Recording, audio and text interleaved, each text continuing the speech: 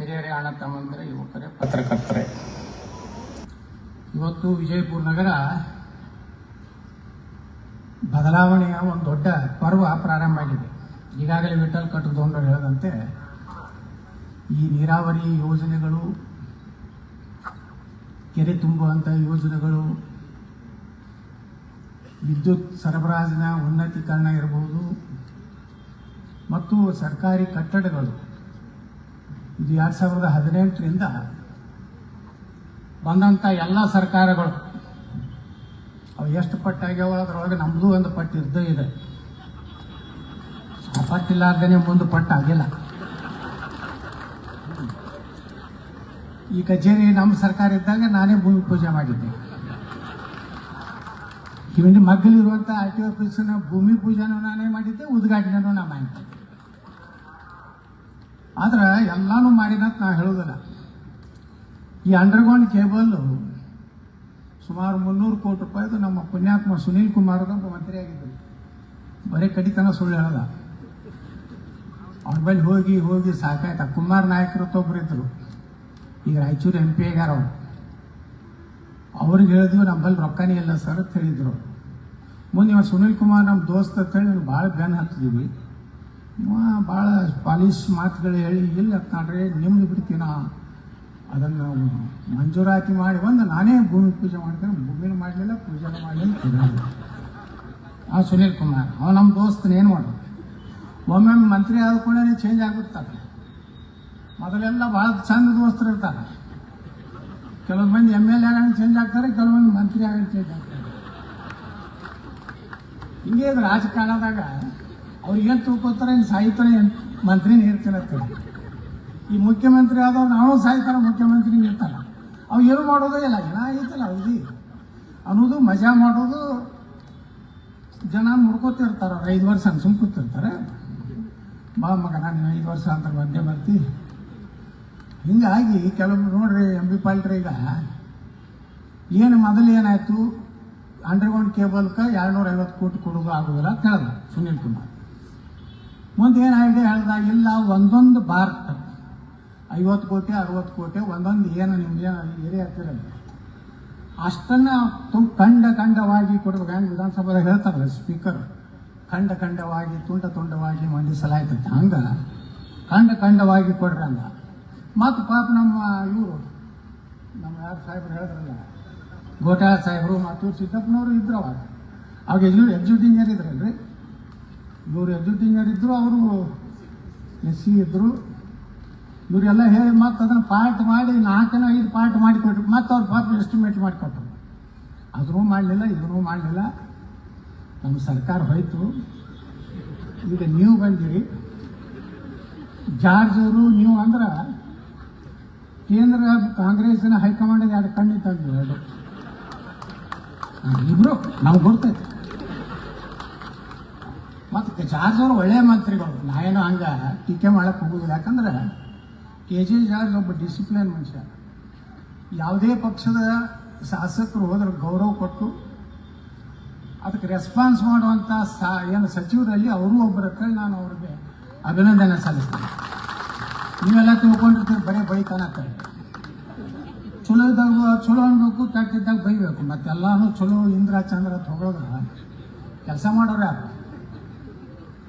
ಟೀಕೆ ಮಾಡೋದು ಬೇಕೇ ರಾಜಕಾರಣದಾಗ. ಈಗ MB ಪಾಲ್ಟ್ರು ಭಾಳ ಹೋಗ್ತಾರೆ, ಹೇಳ್ತಾರೆ ಕೆಲಸ ಮಾಡ್ಯಾರ ತಗೊಳ್ತೀವಿ. ಅವ್ರು ನಮ್ಮನ್ನ ಬೇಕಾದ ಟೀಕೆ ಮಾಡ್ಲಕತ್ತಾರ, ಮಾಡಲೆಕ್ಕ. ಅದಕ್ಕೆ ನಾವೇನು ಭಾಳ ತಲೆ ಕೆಡಿಸೋದಿಲ್ಲ. ಮಾಡ್ಬೇಕಾಗ್ತೈತಿ ಮಾಡ್ತಾರ, ನಾವು ಅವ್ರನ್ನ ಮಾಡ್ಬೇಕಾಗ್ತೈತಿ ಮಾಡ್ತೀವಿ. ಅಭಿವೃದ್ಧಿ ಬಂದಾಗ ಮಾತ್ರ ನಾವು ಎಲ್ಲರೂ ಒಂದೇ. ನಮ್ಮ ಜಾತಿ ಅಭಿವೃದ್ಧಿ ಜಾತಿ. ಬರೇ ಜಗಳಾಡ್ಕೊತ ಹೋಗಿ ಸಟ್ಕೊಂಡು ಅವ್ರ ಮತ್ತಿ ನೋಡೋದಿಲ್ಲ. ಒಂದೊಂದು ಕಾರ್ಯಕ್ರಮ ನೋಡ್ತಿರಲ್ಲ, ಒಂದು MLA ಹಿಂಗೆ ಮಾಡಿ ಕೂತಿರ್ತದೆ, ಅದು ಹಿಂಗೆ. ಮತ್ತೊಬ್ರು ಯಾರು ಮಂತ್ರಿ ಬಂದ್ರೆ ಹಾಗೆ ಕೊಂಡಿರ್ತಾರೆ. ಅದು ಹೇಳ್ತೇನೆ. ಯಾಕೆ ಹೇಳ್ತೇನೆಂದ್ರೆ, ಕಾಲಕ್ಕೆ ಇವತ್ತು ನೀವೆಲ್ಲ ಆಯ್ಕೆ ಮಾಡೋಂಥ ಜನರಿಗೆ ನ್ಯಾಯ ಕೊಡುವಂಥ ಕೆಲಸ ಮಾಡಬೇಕು. ಈ ಸಾಕಷ್ಟು ವಿದ್ಯುತ್ ಇಲಾಖೆಯಲ್ಲಿ ಸಾಕಷ್ಟು ಅಭಿವೃದ್ಧಿ ಆಗಿದೆ. ಆದ್ರೆ ಏನು ಮಾಡೋದು, ಎಲ್ಲಾನು ನೀವು ಪುಕ್ಕಟ್ ಕೊಡೋದ್ರಿಂದ ದಿವಾಳಿ ಆಗಿಬಿಡ್ತಾವೆ. ಮುಂದೆ ಟಿ ಸಿಗೆ ರೊಕ್ಕ ಇರೋದಿಲ್ಲ, ರಿಪೇರಿಗೆ ರೊಕ್ಕ ಇರೋದಿಲ್ಲ, ನಟಗೋಡ್ರಿಗೆ ರೊಕ್ಕ ಇರೋದಿಲ್ಲ, ಪಗಾರಕ್ಕೆ ರೊಕ್ಕ ಇರೋದಿಲ್ಲ, ಲೈನ್ ಮನ್ಗಳು ನೇಮಕಾತಿ ಆಗೋದಿಲ್ಲ. ಹೆಚ್ಚಿನ ಅದಕ್ಕೆ ಏನೋ ನಮ್ಮ KPSC ಅಂತ ಗುರ್ತೈತಿ, ಹಂಗೈತೆ ನೋಡ್ರಿ. ಸೋಮವಾರ ಆಗ್ಬೇಕಾದ್ರೆ ರೊಕ್ಕ ಕೊಟ್ಟೆ ಬಂದಿರ್ತಾರೆ ಮೆಂಬರ್ಗಳು, ಚೇರ್ಮನ್. ಮತ್ತು ಅವ್ರಿಗೆ ಮೆರಿಟ್ ಇದ್ದವ್ರು ತೊಗೊಂಡವ್ರು ಹೆಂಗೆ ತೊಗೋತಾರೆ ಪಾಪ ಅವರು. ಹೀಗಾಗಿ ಇವತ್ತೇನಾಗಿದೆ, ಆರ್ಥಿಕವಾಗಿ ಇವೆಲ್ಲ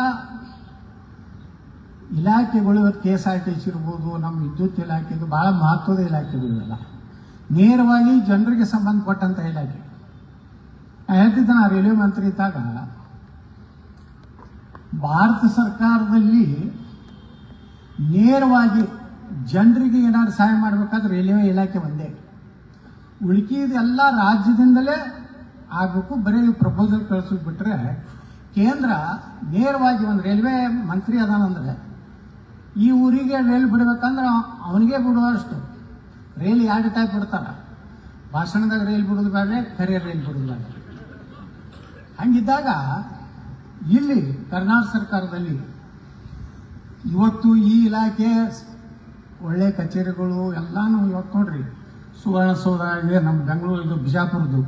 ನಾವು ನಮ್ಮ ಕಾಲಕ್ಕೆ ಒಂದು 25 ಕೋಟಿ ಕೊಟ್ಟಿವಿ. ಈಗ MB ಪಾಯಿಂಟ್ ಬಂದು ಅದನ್ನು ಇನ್ನೊಂದು ಸ್ವಲ್ಪ ಉನ್ನತೀಕರಿಸಿ ಅದನ್ನು ಆ ಕಟ್ಟಡನೂ ಪ್ರಾರಂಭ ಆಗಿದೆ. ಎಲ್ಲ ಕಟ್ಟಡಗಳು ಕೋರ್ಟ್ನಲ್ಲಿ ಸಾಕಷ್ಟು ಹಿಂದೆ ನಾವೇ ನಮ್ಮ ಸರ್ಕಾರ ಇದ್ದಾಗ ಒಳಗೆ ರೋಡು ಗೀಡು ಎಲ್ಲ ಮಾಡಿದ್ವಿ. ಅಲ್ಲಿ ಚೀಫ್ ಜಸ್ಟಿಸ್ ಆಫ್ ಕರ್ನಾಟಕನೂ ಬಂದಿದ್ದರು. ಈ ವಿಜಯಪುರ ಮೊದಲಿನ ವಿಜಯಪುರ ಅಲ್ಲ, ಧೂಳಾಪುರ ಇಲ್ಲಿ ಏನು ನಮ್ಮ ವಿಠಲ್ ಕಟ್ಕೊಂಡವ್ರು ಹೇಳ್ದಂಗೆ ಪನಿಷ್ಮೆಂಟ್ ಟ್ರಾನ್ಸ್ಫರ್ ಯಾವುದಪ್ಪ ಕರ್ನಾಟಕ ಅಂದ್ರೆ ಅದು ವಿಜಯಪುರ ಅಂತಿತ್ತು ಮೊದಲ. ಆದ್ರೆ ಅಂಥ ಪನಿಷ್ಮೆಂಟ್ ಟ್ರಾನ್ಸ್ಫರ್ ಅಂತೇಳಿ ತೊಗೊಂಡು ಬಂದ ಅಧಿಕಾರಿಗಳು 3 ವರ್ಷ ಆದವ ಹೋಗ್ತಿದ್ದೇ ಇಲ್ಲ. ಅವರು ಇಲ್ಲೇ ತಳ ಊರ್ಕೊಂಡಿರ್ತಿದ್ರು. ನಿಮ್ಗೆ ಗುರ್ತದ ಒಬ್ಬೊಬ್ಬರು ಇಲ್ಲೇ ಮನೆ ಮಾಡಿ ಬಿಜಾಪುರದವ್ರು ಆಗಿರ್ತಾರೆ, ಒಬ್ಬೊಬ್ಬರು KV ಅಧಿಕಾರಿಗಳು ಅಶ್ವಥ್ ಅಂತ ಹೇಳಿ. ಹಂಗ ಕೆಲವೊಂದು ಮಂದಿ, ಯಾಕಂದ್ರೆ ಅಶ್ವಥ್ ಒಳ್ಳೆ ಮನುಷ್ಯ ಇದ್ದ. ನಮ್ಮ ಸಂಕ್ರಮಣದಾಗ ಅದು ಭಾಳ ಅವರು ಎಲ್ಲ ಸಹಕಾರ ಮಾಡ್ತಿದ್ರು. ಇನ್ನೊಬ್ರು ಯಾರೋ ರಿಟೈರ್ಡ್ ಆಗ್ಯಾರ, ಅವರು ನಮ್ಮ ದೊಡ್ಡನೇ ಇದ್ದಾರೆ. ಈಗ ಜೀರೋರ್ನು ಇವರೇ ನಮ್ಮ ಬೇಡಿಕೆ ನಾವು ತೊಗೊಂಡಾಗ. ಹೀಗೆ ಯಾರ್ಯಾರು ಒಳ್ಳೆ ಅಧಿಕಾರಿಗಳಿರ್ತಾರೆ. ಗೋಟಾ ಸಾಹೇಬರು ಯಾವಾಗಲೂ ನಮಗೂ ಫೋನ್ ಮಾಡೋದು ಹೇಳೋದು ಮಾಡ್ತಿದ್ರು. ಹೆಂಗೆ ಕೈಗಾದಾಗ ಕಾರವಾರ ಡಿಸ್ಟಿಕ್ಕಿಗೆ 100% 24 ತಾಸು ಕೊಡ್ಬೇಕಂತೇಳಿ ಒಂದು ಷರತ್ತು. ಅದಕ್ಕೆ ನಾನು ವಾದ ಮಾಡಿದೆ ವಿಧಾನಸಭೆಯಲ್ಲಿ. ಯಾಕೆ ಕೇಳೋರು ಯಾರು ಇದ್ದಿದ್ದಿಲ್ಲ. ಹೋಗಿ ನನ್ನ ಮಂತ್ರಿಗಳಾಗಿರ್ತಾರೆ, ಅವರು ಸುಮ್ಮನೆ ಬೇರೆ ಲೆಕ್ಕದಾಗ ಕೂತಿರ್ತಾರೆ. ಅವ್ರ ಈ ಟ್ರಾನ್ಸ್ಫರ್ ಮಾಡಿದ್ರೆ ರೇಟ್ ಸಿಗ್ತದೆ, ಇದು ಮಾಡಿದ್ರೆ TC ಈ ಕಂಪ್ನಿಯವ್ರು ಕೊಟ್ಟು ರೇಟ್ ಸಿಗ್ತದೆ. ಆ ಗುಂಗನಾಗ ಅವರು ನಾವು ಉತ್ತರ ಕೇಳೋದು ಪ್ರಶ್ನೆ ಅವ್ರು ತಲೆಯಾಗಿರೋದಿಲ್ಲ. ಅವ್ರ ಪ್ರಶ್ನೆಗಳು ಬೇರೆ ಇರ್ತಾವೆ. ಅವ್ರು ಹೇಳಿದೆ, ನಾನು ಬಿಜಾಪುರನಾಗ ಇವತ್ತು ನೀವು ಕೂಡಿಗೆ ವಿದ್ಯುತ್ ಸ್ಥಾವರ ಮಾಡಿರಿ, ಸಾಕಷ್ಟು ವಿರೋಧದ ಮಾಡಿದಾಗ ಯಾಕೆ ಮಾಡಿದ್ರಿ? ಅದರಿಂದ ಪರಿಸರ ಹಾಳಾಗ್ತದೆ, ಏನೋ ನಮ್ಮ SR ಪಾಲ್ಟಿ ಒಂದು ದೊಡ್ಡ ಪಾದಯಾತ್ರೆ ಮಾಡಿದ್ರು, ಎಲ್ಲ ಮಾಡಿದಿರ್ತಾರೆ. ಅದಕ್ಕೆ ನಾ ಏನು ಕ್ವಶನ್ ಹಾಕಿದ್ದೆ ಅಂದ್ರೆ, ಕೂಡಿಗೆ ವಿದ್ಯುತ್ ಸ್ಥಾವರ ನೀವು ನಮ್ಮ ಜಿಲ್ಲೆಯಲ್ಲಿ ಮಾಡಿರಂದ್ರೆ ನಮಗೆ ವಿಜಯಪುರ ಜಿಲ್ಲೆ ರೈತರಿಗೆ 24 ತಾಸು ಕರೆಂಟ್ ಕೊಡ್ಬೇಕಂತೇಳಿ ವಾದ ನಂದು ಇವತ್ತು ಇದೆ, ಅವತ್ತೂ ಇತ್ತು. ಯಾಕಂದ್ರೆ ಭೂಮಿ ಕಳ್ಕೊಂಡವ್ರಿಗೆ ಸರಿಯಾಗಿ ಪರಿಹಾರ ಸಿಗ್ಬೇಕಲ್ಲ. ಭೂಮಿ ಅಟ್ಟೆ ಕಳ್ಕೊಂಡಲ್ಲ, ಪರಿಸರ ಮ್ಯಾಗ ಎಷ್ಟು ದುಷ್ಪರಿಣಾಮ ಆಗ್ತದೋ ಏನು. ಅವರು ಬಿಜಾಪುರ ಬಿಟ್ಟು ಬೇರೆ ಬೇರೆ ಹಾಸನ ಗೀಸನ್ದಾಗ ಡೆವಲಪ್ಮೆಂಟ್ ಫಂಡ್ ಕೊಡ್ತಿದ್ರು. ಈ ಗಿಡಗಳು ಹಚ್ತೀವಲ್ಲ ಅವ್ರ ಹಿಂದಕ್ಕೆ ನಾ ಕೇಳಿದೆ. ಅವರು ಅಲ್ಲಿ ಒಬ್ಬ ಸರ್ದಾರಿದ್ದ ಆಫೀಸರ್, ಅಲ್ಲಪ್ಪ ಭೂಮಿ ಕಳ್ಕೊಂಡವ್ರನ್ನ ಪರಿಸರ ಹಾಳಾಗೋದನ್ನ ಅವನಿಗೆ ಹೋಗಿ ಹಾಸನದಾಗ ಕೊಡ್ಲಾಕತ್ತದ ಏನು ಮಾಡಿ sir? Prime minister constituency sir so ಕೊಟ್ಟರು ಬರೋಬ್ಬರಿ ಇಷ್ಟಂಗೆ ಕಿತ್ಕೊಂಡು ಹಾಸನಕ್ಕೆ ಹೋಗತ್ತೆ. ಹೀಗೆ ಮಾಡ್ತಾರೆ ಒಳಗೋದು. ಅದೇ ರೀ ಇಲ್ಲಿ ಈಗ ಬರ್ಲಾಕತ್ತೈತೆ. ನೀವು ಬಂದ ಮ್ಯಾಗ ಮೊದಲ ಅವ್ರಿಗೇನು ಕೊಡ್ತಿದ್ದಿಲ್ಲ, ಏನು NTPC ಇಲ್ರಿ ಅವರು. ಬೇರೆ ಬೇರೆ ಬೇರೆ ಅಂದ್ರೆ ಏನು ಇದ್ರ ಫಂಡ್ ಇರ್ತದಲ್ಲ, ಅದು CSR ಫಂಡ್. ಅದಕ್ಕೆ ಒಳ್ಳೆ ಕೆಲಸ ಆಗಿದೆ. ನಮ್ದು ಇನ್ನೊಂದು ವಿನಂತಿ ಏನಂದ್ರೆ, ಈ ರೈತರಿಗೆ ಸೌರ ವಿದ್ಯುತ್ತಿಂದ ಫ್ರೀ 100% ಫ್ರೀ ಅವರಿಗೆ ಪಂಪ್ ಸೆಟ್ ಕೂಡ ಕೆಲಸ ಆಗ್ಬೇಕು ರಾಜ್ಯದಾಗ. ಅಂದ್ರೆ ಇದ್ರ ಮ್ಯಾಗ ಯಾಕಂದ್ರೆ ಬ್ಯಾಸಿಗೆ ಬತ್ತಂದ್ರೆ ಮತ್ತೆ ಏನಾಗ್ತದ್ರಿ, ಸಾಕಷ್ಟು ಸಕ್ಕರೆ ಕಾರ್ಖಾನೆ ವಿದ್ಯುತ್ ತಯಾರು ಮಾಡ್ತಾರೆ, ನಮ್ದು ತಗೋದಿಲ್ಲ. ಯಾಕಂದ್ರೆ ನಮ್ದು ಕಮಿಷನ್ ಸಿಗೋದಿಲ್ಲ. ಅವ್ರು ಹೊರಗಡೆ ಹೇಳಿದ್ವಿ ನಾವು, ಭಾವನೆ ಜಾರಿದವ್ರಿಗೆ ಹೇಳಿ, ನೋಡ್ರಪ್ಪ ರೈತರಿಗೆ 3,500 ಕೊಡೋತ್ತು ಕತಿ ಹೊಡಿತೀವಿ. ನೀವು ನಮ್ಮ ಕರೆಂಟ್ ಯಾಕೆ ತಗೋತೀರಿ? 2 ರೂಪಾಯಿ 20 ಪೈಸೆ 30 ಪೈಸೆ ಈಗೇನೋ ಯಾವ 5-6 ರೂಪಾಯಿನೋ ಬಂದಲ್ಲ ಒಳಗೆ. ಅದು ಒಂದು ಸ್ಲಾಟ್ ಬರ್ತದೆ ಅಷ್ಟೇ ಒಂದು ದಿವಸನಾಗ. ನೀವು ರೈತರಿಗೆ ಒಳ್ಳೆ ಬೆಲೆ ಕೊಡ್ಬೇಕಂದ್ರೆ ನಮ್ಮದು ಈಗ ಮಹಾರಾಷ್ಟ್ರದಾಗ ಏನೈತಿ, ಎಲ್ಲ ಸಕ್ಕರೆ ಕಾರ್ಖಾನೆ ವಿದ್ಯುತ್ತನ್ನು 6 ರೂಪಾಯಿದಂಗೆ ಖರೀದಿ ಮಾಡ್ತಾರೆ.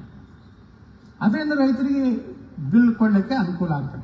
ಅದನ್ನು ಹೋರಾಟ ಮಾಡ್ತಾ ಇದ್ದೀವಿ. ಅಂದರೆ ಇವೆಲ್ಲ ಯಾಕೆ ನೀವು ಉಸ್ತುವಾರಿ ಸಚಿವರು ಇದ್ದೀರಿ, ಕ್ಯಾಬಿನೆಟ್ನಾಗ ಬಂದಾಗ ಈ ಸಕ್ಕರೆ ಕಾರ್ಖಾನೆಗಳದ್ದು ಖರೀದಿಯನ್ನು 6 ರೂಪಾಯಿದಾಗ ನೀವು ಖರೀದಿ ಮಾಡ್ಲಕತ್ತರ, ತಾನೇ ಆರ್ಥಿಕವಾಗಿ ಅವು ಸಬಲಾಗ್ತಾವೆ, ರೈತರಿಗೂ ಒಂದು ಒಳ್ಳೆಯ ಬೆಲೆ ಸಿಗ್ತದೆ. ಇವತ್ತು ನಾವು ಇದರ ಬಗ್ಗೆ ಪ್ರಸ್ತಾಪ ಮಾಡಿರಿ, ನಮ್ಮ UG ಏನು ಅಂಡರ್ಗ್ರೌಂಡ್ ಕೇಬಲ್ ಬಗ್ಗೆ. ನಿಮ್ಮ ಕಾಲಕ್ಕಾದರೂ ಮಾಡ್ರಿ, ನಾವೇ ನಿಮಗೂ ಅಭಿನಂದನೆ ಸಲ್ಲಿಸ್ಲಿಕ್ಕೆ ಹಿಂದೇಟು ಹಾಕೋದಿಲ್ಲ.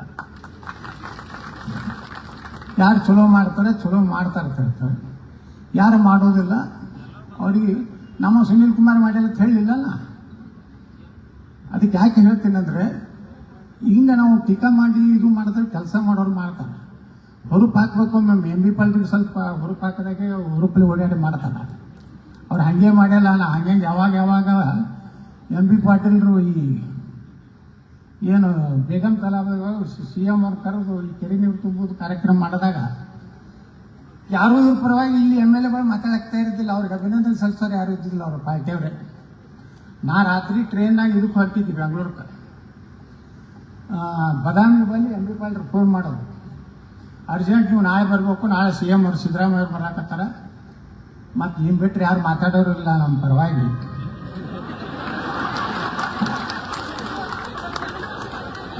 ಸತ್ಯನೇ ಅದನ್ನು ಬಗಲ ಹಾಕಿಡ್ಲಾಕ ಬರ್ತೈತೆ ನೋಡ್ರಿ. ನಾನು ಹಣೆ ಬರ ಅಲ್ರಿ, ನಾನು ಗುಳದಿ ಗುಡ್ಡ ದಾಟೈತೆ ನನ್ನ ಟ್ರೇನ. ಅದೇನು ಕಳೆದ್ರು ನೋ ಬದಾಮ್ಯಾಗ ಇಳಿದೆ, ನನ್ನ ಬ್ಯಾಗ್ ತೊಗೊಂಡು ಯಾರೂ ಇಲ್ಲವಾಗ. ಕತ್ಲ ಪೂರ್ತಿ ಲೈಟೇ ಇಲ್ಲ ಬದಾಮಿ ಸ್ಟೇಷನ್ದಾಗ. ಒಬ್ಬನೇ ತೊಗೊಂಡು ಹಿಂಗೆ ಹೊಂಟೆ. ಅಲ್ಲೊಬ್ಬ ಹೋಟೆಲ್ ಮಾಲಕ್ ನಾನು ಗುರ್ತಿಡೋದು, ಏನು ರೀ ಸಾಹೇಬ್ರು ಏನು ಹೊಂಟರು, ಏನಪ್ಪ ಅರ್ಜೆಂಟ್ ಬಿಜಾಪುರಕ್ಕೆ ಹೋಗ್ಬೇಕಾಯ್ತಾನೋ, ನಡ್ರಿ ಸಾಹೇಬ್ರು ನಾನು ಹೋಟೆಲ್ನಾಗ ಕುಂಡ್ರಿಸಿ ಚಾದ ಕುಡ್ಸದ ಅಷ್ಟೊತ್ತಿಗೆ ನಮ್ಮ ಮಂತೇಶ್ ಮಮತಾಪುರ ಅದಾರ ನಮ್ಮ BJP ಅವ್ರ ಕಾರು ಕೊಟ್ಟು ಕಳಿಸಿದ್ರು. ಕೂತು ರಾತ್ರಿ ಬಂದು ಮುಂಜಾನೆ ಸಿದ್ದರಾಮಯ್ಯನವ್ರನ್ನ ಇವ್ರನ್ನ ಹೊಗಳು ಕೆಲಸ ಮಾಡಿ ಹೋಗಿ. ಅವತ್ತು ನಾನು ಬೆಂಗಳೂರು ಭತ್ತ 50,000 ರೂಪಾಯಿ ಡುಮ್ ಆಯ್ತು.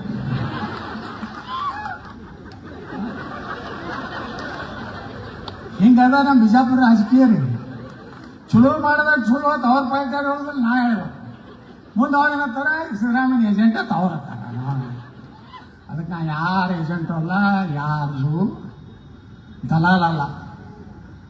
ದಲಾಲಾಗಿದ್ದಂದ್ರೆ ನಾನೇ ಕರ್ನಾಟಕ ಮುಖ್ಯಮಂತ್ರಿ ಸೆಟ್ರ್ ಪಟ್ರೆ ಎಲ್ಲ ಆ ದಲಾಲಿ ಕೆಲಸ ಮಾಡೋದಿಲ್ಲ. MB ಪಾಲ್ರು ಪಾಪ ಭಾಳ ಆಸೆ ಇತ್ತು ಬಸವನಗೌಡರು ಮುಖ್ಯಮಂತ್ರಿ ಆಗುತ್ತೆ. ಅದಕ್ಕೆ ಅವ್ರು ಚುಚ್ಚುತ್ತಿರ್ತಾರೆ, ಏನೇನೋ ಚುಚ್ಚಾರ ಗಸ ತಾಕತ್ತಿದ್ರಿ ದಮ್ ಇದ್ರಿ ಬೇರೆ ಪಾರ್ಟಿ ಏನು ಮಾಡಿ ಚುಚ್ಚುತ್ತಿರ್ತಾರೆ. ಚುಚ್ಚ್ರಿ, ನಾವೇನು ಒಮ್ಮೆ ಉದ್ರೇಕಕ್ಕೆ ಒಳಗಾಗೋದಿಲ್ಲ ಈಗ. ಯಾಕಂದ್ರೆ ನಮಗೂ 60 ಮ್ಯಾಚೂರ್ ಆಗಿ ಆ ಮ್ಯಾಚುರಿಟಿ ತೊಗೊಂಡು ಯಾವಾಗ ಸಂದರ್ಭ ಬರ್ತದೆ ಕಟ್ಟಿದ್ದೀನಿ. 28ಕ್ಕೆ ನೋಡಾಕತ್ರಿ ನೀವು, ನಾನು ಎದುರಿಗೆ ವಿರೋಧ ಪಕ್ಷದಾಗ ಇರ್ತೀರಿ, ನಾವು ಮುಖ್ಯಮಂತ್ರಿ ಆಗಿರ್ತೀವಿ. ಅವಾಗ ನೀವೇ ಸನ್ಮಾನ್ಯ ಮುಖ್ಯಮಂತ್ರಿಗಳೇ ಹೇಳಿ ವಿರೋಧ ಪಕ್ಷದ ನಾಯಕರೇ ನಾ